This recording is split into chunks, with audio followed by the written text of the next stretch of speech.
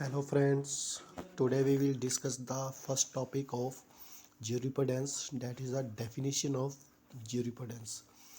So let us start. This is the definition. The jurisprudence has been taken from the Latin word that is juris plus prudentia.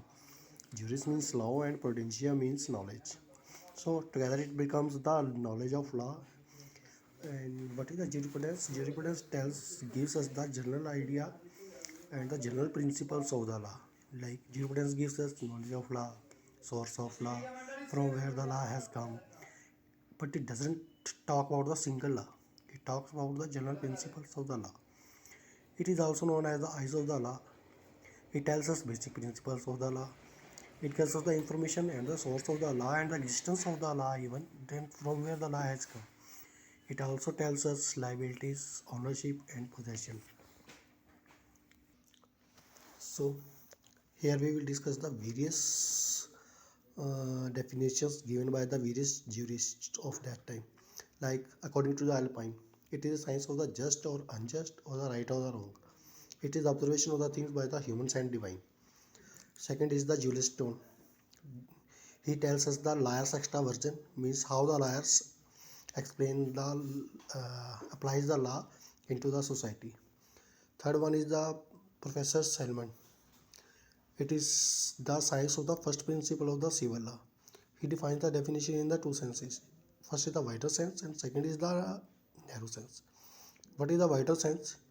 It means the science of the civil law. According to him, jurisprudence gives us the knowledge of the law, and from this point of view, it includes the entire books of the law.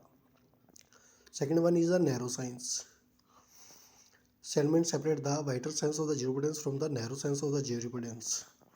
Wider sense include the entire legal body, whether the narrow sense include the specific part of the body.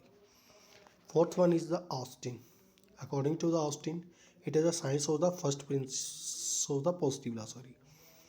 He uses the he was the first who used the word science for the jurisprudence. Positive law means law laid down by the political spheres for all the people. It is identical with the civil law of Selman. Fifth is the Holland.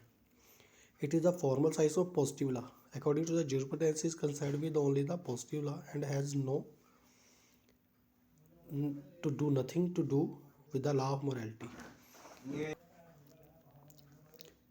Let us conclude the things. In short, on the basis of the above definitions, we can say that the Selman statement, it is a science of the first principle of civil law, is more sound than any other definitions, because we are studying the basic principles of the law in jurisprudence, not the law of the particular country. Thank you very much.